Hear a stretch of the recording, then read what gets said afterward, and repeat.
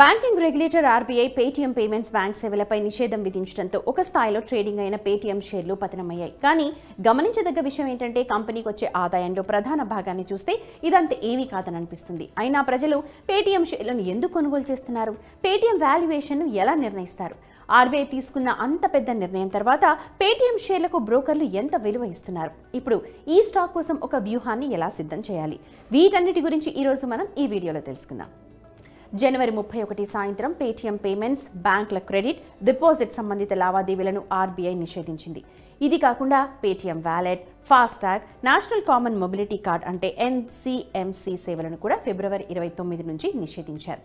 ఈ ఆర్డర్ ప్రకారం బ్యాంక్ ఖాతాదారులు తమ ఖాతాల నుండి సేవింగ్స్ బ్యాంక్ ఖాతా, కరెంట్ ఖాతా, ప్రీపెయిడ్ టూల్స్, ఫాస్టాగ్, ఎన్సీఎంసీ సహా మిగిలిన మొత్తాన్ని ఎలాంటి పరిమితి లేకుండా విత్డ్రా చేసుకోవచ్చు. కానీ మార్చి 1 నుండి ఈ రకమైన లావాదేవీలు ఏవీ కుదరలేదు.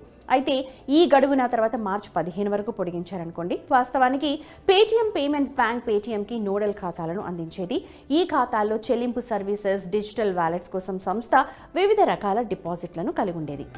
ఆర్బీఐ నిర్ణయం తర్వాత కంపెనీ పేటీఎం పేమెంట్స్ బ్యాంక్ అంటే పీపీబీఎల్తో తన లావాదేవీలన్నింటినీ నిలిపివేసింది. కంపెనీ థర్డ్ పార్టీ యాప్ ప్రొవైడర్గా మారడానికి దరఖాస్తులు దాఖలు చేసింది. అంటే ఎన్పీసీఐ నుండి ఆమోదం పొందిందన్నమాట. ఇది ఫోన్పే, గూగుల్ పేలా చెల్లింపు సేవలను కొనసాగించే వీలు కల్పిస్తుంది. దీనికోసం కంపెనీ ఎస్బీఐ, యాక్సిస్, హెచ్డిఎఫ్సి మొత్తం 4 బ్యాంకులతో టైఅప్ పెట్టుకుంది. ఈ విధంగా కంపెనీ సుమారు 4 కోట్ల మంది వ్యాపారులు, 100 కోట్ల మంది కస్టమర్లతో ఒప్పందం కుదుర్చుకుంది. ఇప్పుడు ఈ సంస్థ క్రియాశీల వినియోగదారులను నిలబెట్టుకోవడానికి క్యాష్ బ్యాక్ ఆఫర్లు ఇస్తోంది. మంత్లీ యాక్టివ్ యూజర్స్, నెలవారీ అద్దె చెల్లింపుల్లో డిస్కౌంట్స్, ఇలా చెల్లింపు సర్వీసెస్ను ఉపయోగించే మర్చెంట్స్ను నిలుపుకోవడానికి ప్రయత్నిస్తోంది. దీనివల్ల క్యాష్ ఫ్లో ఉంటుంది. ఫైనాన్షియల్ ఇయర్ 2025లో యూపీఐ ట్రాన్సాక్షన్స్ వాల్యూమ్, విలువ కూడా క్షీణించే అవకాశం ఉంది. ఇది కాకుండా హై మార్జిన్ వాలెట్ బిజినెస్ నుండి వచ్చే ఆదాయంలో గణనీయమైన క్షీణత ప్రాసెసింగ్ మార్జిన్స్ను ప్రభావితం చేయొచ్చు. ఇప్పుడు క్వశ్చన్ ఏంటంటే ఆర్బీఐ తీసుకున్న నిర్ణయం కంపెనీ షేర్లు వ్యాపారంపై ఎలా ప్రభావం చూపింది? దీని తర్వాత బ్రోకర్లు తమ అభిప్రాయం స్టాక్స్ పై టార్గెట్లో ఎలాంటి మార్పులు చేశారు? ఆర్బీఐ యాక్షన్ తీసుకునే ముందు అంటే జనవరి 31న పేటీఎం షేర్లు 761 రూపాయల వద్ద ఫ్లాట్గా ముగిశాయి. కానీ తర్వాత 3 రోజులు స్టాక్ లోయర్ సర్క్యూట్లో ఉంది. ఫిబ్రవరి 6న షేర్ విలువ 400 రూపాయల దిగువకు వెళ్ళిపోయింది. ఫిబ్రవరి 16న షేర్ కూడా ఆల్ టైమ్ కనిష్ట స్థాయి 318 రూపాయలకి చేరుకుంది. వాస్తవానికి ఆర్బీఐ చర్య తర్వాత బ్రోకర్లు షేర్ రేటింగ్ టార్గెట్లో పెద్ద మార్పులు చేశారు. బ్రోకర్ టార్గెట్ తగ్గడం వెనుక కారణం ఎస్ఓటీపీలో మార్పులు అంటే పేటీఎం కొన్ని భాగాల వాల్యుయేషన్. ఎస్ఓటీపీ వాల్యుయేషన్ ద్వారా ప్రతి వ్యాపార విభాగం సంస్థ అనుబంధ కంపెనీల ఒక్కో షేర్ విలువను జోడించడం ద్వారా షేర్ మూల్యాంకనం అవుతుంది. దీనికోసం ఒక ఎగ్జాంపుల్ని చెప్దాం. Q4 ఫైనాన్షియల్ 2023 ఫలితాల తర్వాత అంటే 1 year బ్యాక్ సిటీ పేటీఎం ఎస్ఓటీపీని వాల్యుయేట్ చేశారు. దీని ప్రకారం ఎస్ఓటీపీ 1144 రూపీస్.